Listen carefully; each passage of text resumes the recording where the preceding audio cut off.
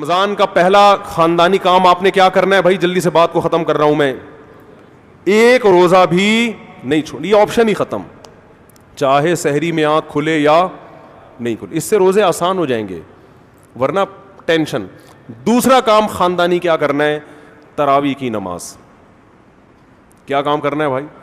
اور تراویح 20 رکعتیں ہیں, 8 رکعتیں بولو نہیں. حضرت عمر سے 2 روایتیں, ایک 8 والی اور ایک 20 والی, کہ حضرت عمر نے کتنی دیکھو نبی صلی اللہ علیہ وسلم نے تراویح کی کتنی رکعتیں پڑھی ہیں, کوئی بے غبار حدیث میں ہمیں اس کا تذکرہ نہیں ملتا. بس اتنا ہے کہ 3 دن پڑھی ہے, بس کتنی پڑھی ہے ہمیں نہیں پتا. یہ ہمیں حضرت عمر کے عمل سے پتا چلتا ہے, کیونکہ حضرت عمر بدعتی بولو نہیں ہو سکتے, کیونکہ انہوں نے جب جماعت سے 20 رکعتیں پڑھائی ہیں حضرت عمر نے, تو اس کا مطلب نبی نے ان 3 دن میں کتنی پڑھی تھیں. اور ایک ضعیف روایت میں اس کا تذکرہ بھی ہے کہ نبی نے 20 رکعتیں پڑھی ہیں. تو ضعیف روایت کی تائید جب خلفائے راشدین کے عمل سے ہو گئی تو وہ ضعیف بھی عملاً کیا بن گئی؟ صحیح بن گئی ہے وہ.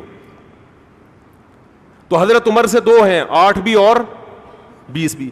8 والی پر امت نے کسی امت نے عمل ہی نہیں کیا, کیونکہ وہ بالاتفاق مضطرب ہونے کی وجہ سے ضعیف ہے, سند کی وجہ سے نہیں بلکہ مضطرب. کیونکہ جو راوی حضرت عمر سے 8 بیان کر رہا ہے وہی کتنی بھی بیان کر رہا ہے؟ 20 بیان کر رہا ہے. اور جب ہم صحابہ کے دور میں دیکھتے ہیں تو ہمیں سب جگہ 20 نظر آ رہی ہیں, 8 کہیں بھی نظر نہیں آ رہی. تو یہ کیسے ممکن ہے کہ حضرت عمر نے 8 شروع کی ہوں اور کوفہ, بصرہ, دمشق, شام, مصر سب جگہ 20 ہو رہی ہوں؟ اس سے پتہ چلتا ہے کہ حضرت عمر سے جو 20 والی روایت ہے وہ صحیح ہے, 8 والی صحیح نہیں ہے. اور اس کی سب سے بڑی دلیل یہ ہے کہ موطا امام مالک میں ہے 8 رکعتوں والی, جو امام مالک نے نقل کی ہے, لیکن امام مالک خود 8 کا فتویٰ نہیں, وہ خود 20 سے زیادہ کے قائل ہیں, وہ تو 20 کے بھی نہیں 36 کے قائل ہیں. تو یہ کیسے ممکن ہے کہ کتاب کا مؤلف 8 والی ذکر کر رہا ہو مگر خود اس روایت کو وہ اس پر عمل نہ کر رہا ہو؟ ان باتوں کا کسی اہل حدیث عالم کے پاس جواب نہیں ہے. ترمذی میں ایک روایت پیش کی جاتی ہے امام احمد بن حنبل سے, یہ روایت ہے کہ اس میں کوئی مخصوص عدد ثابت نہیں ہے, جتنی چاہے پڑھ لو. لیکن امام احمد کی جو اپنی اصل کتابیں فقہ کی, اس میں امام احمد کے شاگرد جو امام احمد سے ذکر کرتے ہیں وہ ذکر کرتے ہیں امام احمد بن حنبل کے نزدیک بھی 20 رکعتیں مختار ہیں. سمجھ نہیں آ رہی میرا خیال ہے بات. تبھی فقہ حنبلی میں تراویح کی رکعتیں کتنی ہیں؟ 20. اور امام ابو حنیفہ کے نزدیک بھی. لوگ پتہ ہے مجھ سے کیا کہتے ہیں, لوگ جو ہے نا کہتے ہیں کہ یار آپ ان حدیثوں کا انکار کر رہے ہو جس میں 8 آتا ہے. 8 والی جو بخاری کی حدیث ہے نا اس کا تراویح سے کوئی تعلق نہیں ہے. بخاری میں آتا ہے نبی رمضان اور غیر رمضان میں 8 پڑھتے تھے, اس کا تراویح سے کوئی تعلق, وہ تو غیر رمضان میں بھی تھی. اتنی سینس نہیں ہے یار, آپ ہمیں قرآن و حدیث سکھا رہے ہو اور ہمیں اپنا مقلد بنا رہے ہو, اتنے بڑے بڑے مجتہدین کی تقلید چھوڑ کے. میں لوگوں سے ایک بات کہتا ہوں, ایک قرآن و حدیث وہ ہے جو ابو حنیفہ, شافعی, مالک اور احمد بن حنبل نے سمجھا, اور ایک قرآن و حدیث وہ ہے جو 15ویں صدی کے مولوی سمجھ رہے ہیں. کس کی فہم زیادہ صحیح ہوگی؟ بولو بھائی. ایک قرآن وہ ہے جو انجینئر بیان کر رہا ہے حدیث, ایک حدیث کی تفصیل وہ ہے جو امام مالک بیان کر رہے ہیں, ابو حنیفہ بیان کر رہے ہیں, جن کی 80 ہجری میں پیدائش ہوئی ہے, تابعین میں سے ہیں, جو امام شافعی بیان کر رہے ہیں. تم امام شافعی کو چھوڑ رہے ہو, تم امام ابو حنیفہ کو چھوڑ رہے ہو, تم امام مالک کو چھوڑ رہے ہو, تم احمد بن حنبل جیسے محدث اور فقیہ جو امام بخاری کے استاذوں میں ہیں ان کو چھوڑ کر فالو کس کو کر رہے ہو؟ انجینئر کو. اور تم کہہ رہے ہو ہم صرف قرآن و حدیث کو مانتے ہیں, ہم کسی اور چیز کو نہیں مانتے. تم قرآن و حدیث کو نہیں مانتے میرے بھائی, تم مقلد ہو, اندھے مقلد ہو. تم قرآن و حدیث کی اس تشریح کو مانتے ہو جو انجینئر کر رہا ہے, اس تشریح کو نہیں مانتے جو احمد بن حنبل کر رہے ہیں, جو ابو حنیفہ کر رہے ہیں, جو امام مالک کر رہے ہیں, جو امام شافعی کر رہے ہیں. یہ بڑے بڑے تابعین, تبع تابعین, مجتہدین جن کو پوری امت نے فالو کیا ہے.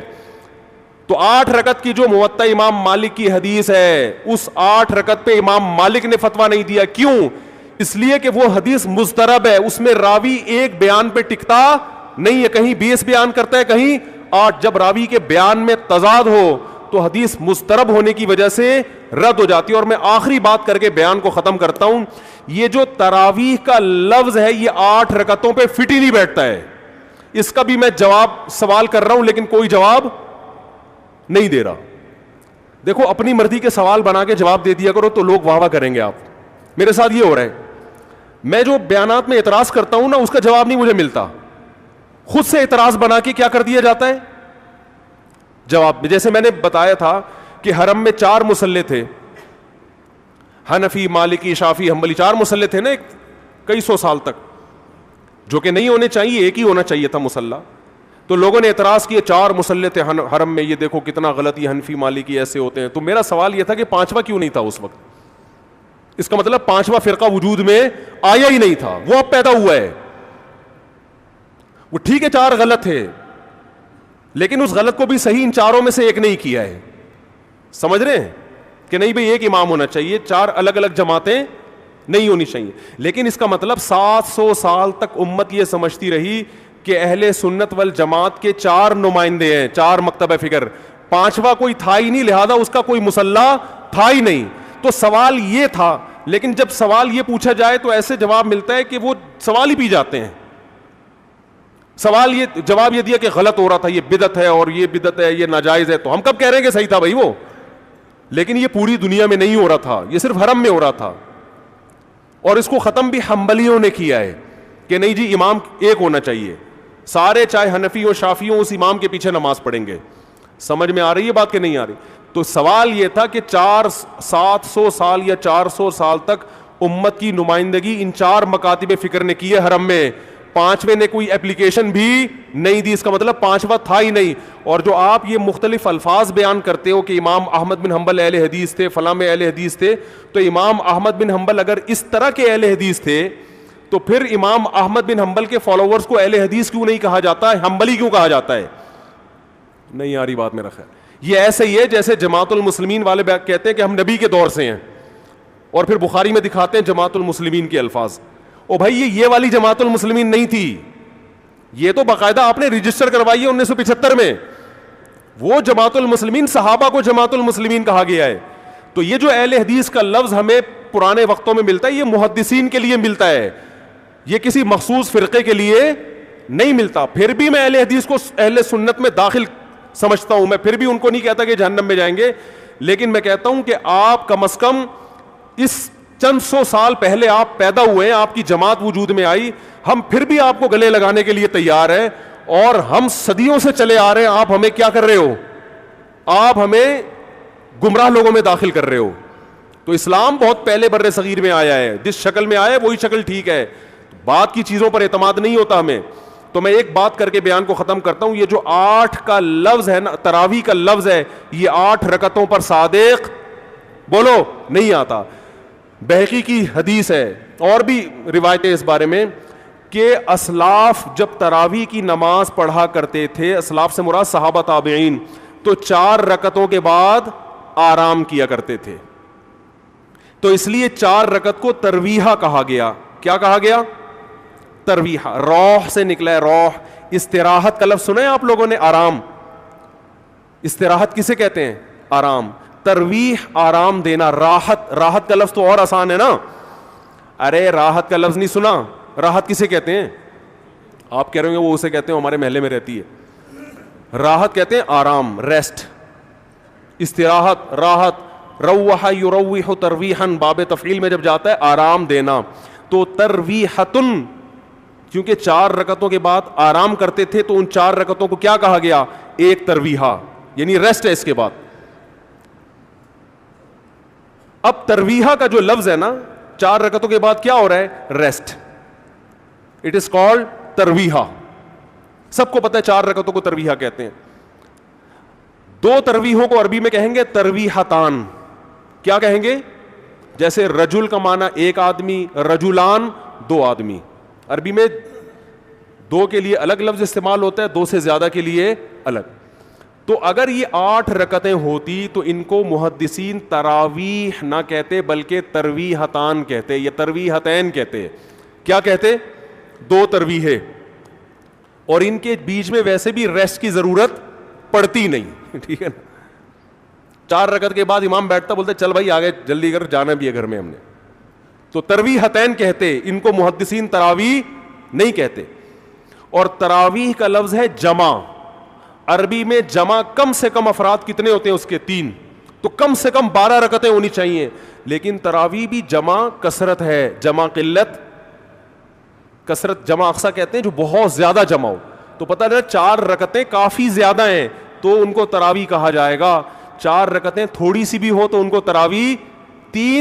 4 رکعتیں اگر 3 دفعہ آئیں گی تو اس کو بھی علی وجہ الکمال ہم پورے طور پر تراویح کا لفظ اس پہ صادق نہیں آئے گا. بات آ رہی ہے سمجھ میں کہ نہیں آ رہی ہے؟ سمجھ میں سب آ رہی ہے, لیکن گھننے بن جاتے ہیں, گھماتے ہیں. اب دیکھنا یوٹیوب پہ اس کا جو بیان آئے گا نا اس میں گھمایا ہوا ہوگا, اس میں گھمایا یہ اپنی طرف سے نکالا ہوا ہے. اپنی طرف سے نہیں بھائی, بہقی کی حدیث ہے, مصنف ابن ابی شیبہ کی روایتیں ہیں, آپ دیکھ لو. اس میں لوگ کہتے ہیں حوالہ کیوں نہیں دیا مفتی صاحب نے. آپ انکار کرو, میں حوالہ دوں گا انشاءاللہ. آپ انکار کرو کہ ایسا نہیں ہے, ہم ٹائم بچا رہے ہیں اپنا. وہ مجھے کہہ رہے تھے نا اس بحث میں کہ مفتی صاحب آپ دلیل دو, جو دعویٰ کرے دلیل اس کے ذمے ہے. میں نے کہا دلیل اس کے ذمے اس وقت ہے جب سامنے والے دعوے کا انکار کرے. میں نے ستار بھائی کو میں نے کہا کہ ستار بھائی تم نے 1 لاکھ روپے لیے ہیں. ستار بھائی کہہ رہے ہیں نہیں, ہاں لیے ہیں. تو مجھے کیا ضرورت ہے میں گواہ پیش کروں کہ دلیل دوں؟ وہ مان رہا ہے. تو یہ سب مانتے ہیں. یہ تو علماء جس نے بھی حدیث کی کتابیں پڑھی ان کو پتا ہے کہ ترویح کا لفظ اس لیے لکھا ہوا ہے اس میں.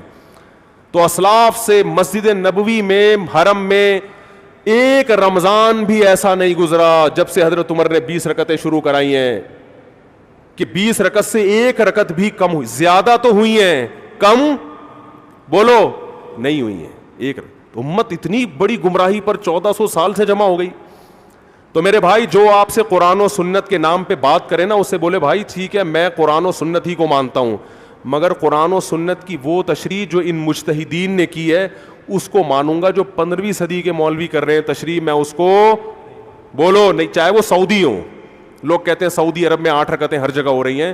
سعودی عرب میں آج ہو رہی ہیں, 100 سال پہلے کے سعودی عرب میں 8 رکعتیں کہیں بھی نہیں ہوتی تھی. تو یہ کوئی سعودیوں کا کلمہ تھوڑی ہم نے پڑھا ہے کہ جو سعودی عرب میں تو بہت سے لوگوں کی داڑیاں نہیں ہوتی. تو کیا مطلب داڑھی کا انکار کر دو گے آپ؟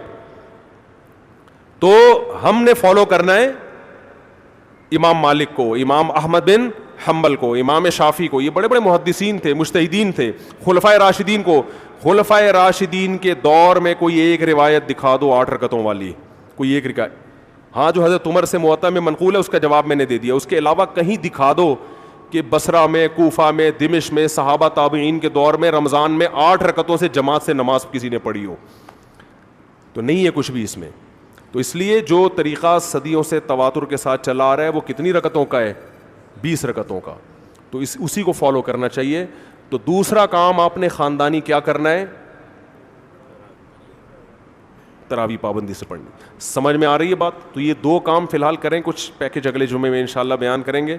تو اسی سے انشاءاللہ اللہ کی محبت کی چنگاری آپ کے دل میں پیدا ہوگی. اللہ ہمیں سمجھنے کی, عمل کی توفیق عطا فرمائے.